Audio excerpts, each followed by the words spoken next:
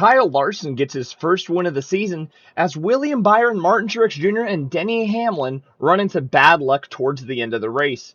Now, starting off with Kyle Larson, who yet again was extremely consistent throughout the entire race, looked his best in stage 2 when he finally got by William Byron, who was by far probably the most dominant car through the first 3/4 of this race, and during green flag pit stops was hit by Daniel Suarez, which didn't do as much damage to the car as I feel like at the time it did to Larson's confidence during the race, as he was very frustrated, was annoyed. The team had to kind of coach him back and be like, hey, car's fine, you're fine, let's go win this thing.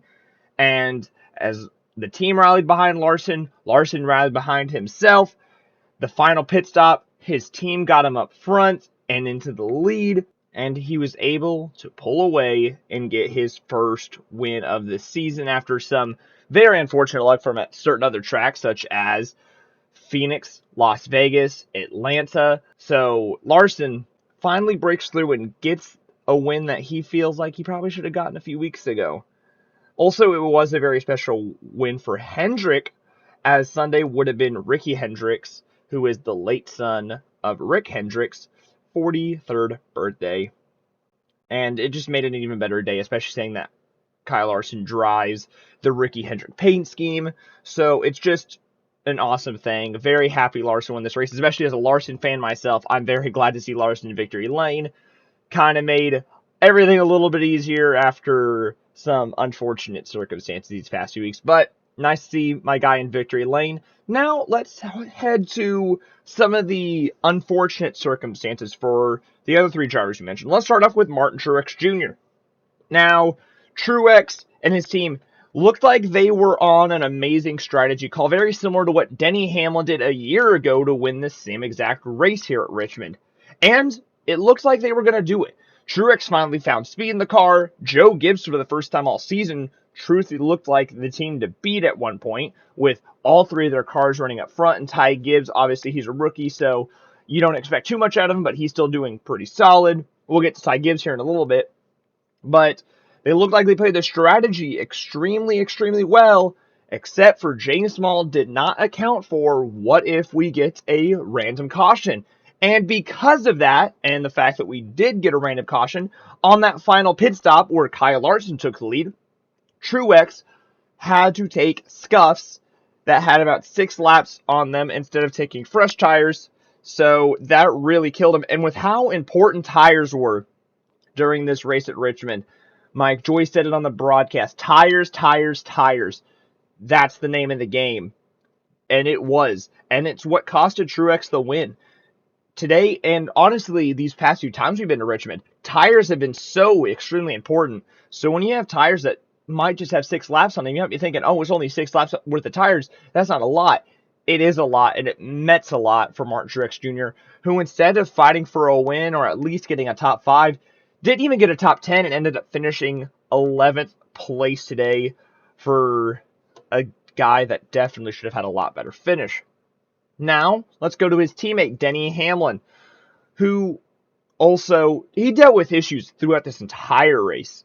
First off, let's go to where he was in the back of the field due to some issues early on and just blatantly dumped JJ Yaley while running at 30th, which that was hysterical because Fox literally cut to the driver cam, and the next thing you see is Hamlin just diving into turn 1 and just taking out JJ Yaley, which was very, very interesting. But besides that little thing right there, Hamlin did find his way to the front, was able to go battle Truex. He won stage 2, and he looked extremely fast and looked like he was going to battle Truex.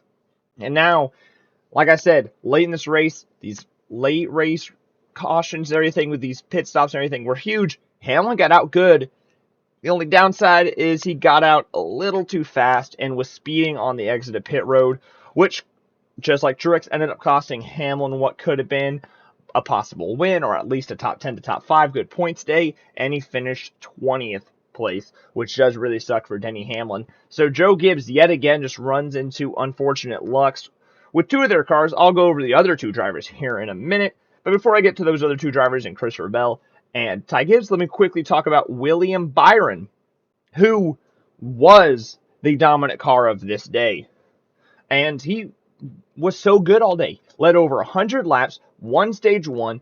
I'm pretty sure he, never left in the top 5 unless, green flag pit stops or until the unfortunate incident happened right after the green flag pit stop. So William Byron had fresh tires.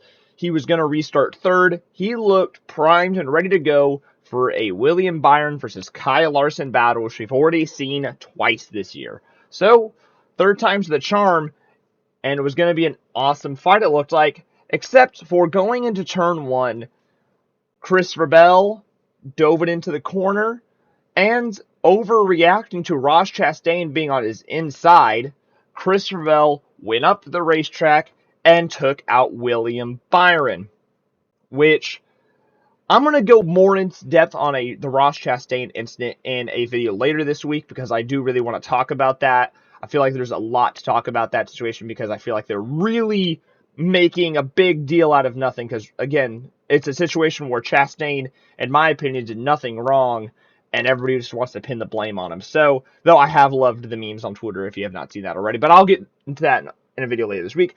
For now, I want to talk about Bell versus Byron in that situation. And Christopher Bell, he really overreacted in that situation, and it just cleaned out Byron and destroyed what would have been a potential third win on the season for William Byron, who Clint Boyer said wouldn't be shocked if he got 6 to 8 wins this year.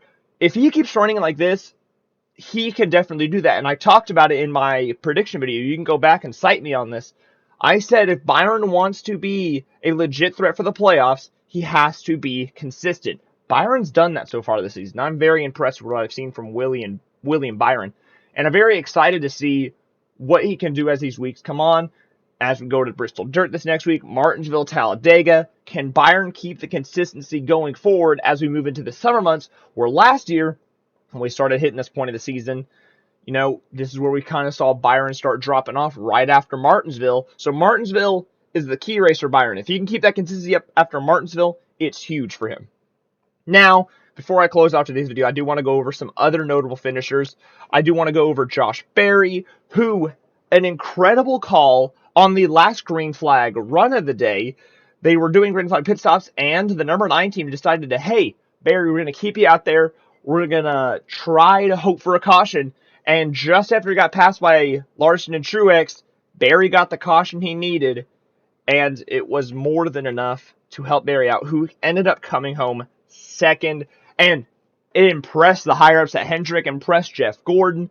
Josh Berry, maybe a potential free agent candidate with some open rides showing up this next year. Definitely will not be taking over a Hendrick seat anytime soon, as it seems like Hendrick has their 4 guys set up for the long term, and I would say there's other 4 guys at Hendrick for probably the next 7 to 10 years.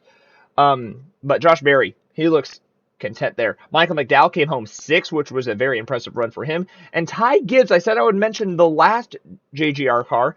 He ended up finishing 9th position for the 3rd straight week now. Very impressive from the rookie who is now trying to get some momentum. If we keep seeing him work like this, do we have a potential guy that can maybe go win a race by the end of this year? I don't want to get too ahead of myself, but I am very impressed with what I'm seeing from Ty Gibbs. And I do want to talk about the package, the short track package. I said it after Phoenix, and I'll say it here after Richmond. I was very impressed. Now, Phoenix, I did say, you know what, it was a little off, because I don't think Phoenix is a great racetrack. Let me see what Richmond produced, because Richmond, was good last year, but it struggled with certain things. This race was fun. I really enjoyed this race. There's always something going on. The package has been very fun to watch, and I'm very, very excited to see this package be worked at Martinsville here in a couple weeks, be worked at Bristol later this season, be worked at some of these other short tracks that we have not seen them go to yet. I would love to see them really work it out at Bristol this week, but of course we have the dirt race, so won't get to see as much as we want to. But I really am impressed with what NASCAR's doing, but I do want to pass on a question to you guys. First, I do want to ask, what is your opinion on the Byron Bell and Chastain incident? I really want to know because that feedback could really help me with this video that I'm working on over the Ross Chastain thing. And also, what do you think about Christopher Bell's comments at the end of the race? Let me know what you think about it in the comments below. And also, while you're at it, make sure to like, comment, and subscribe if you haven't already. And I'll see you guys in the next one.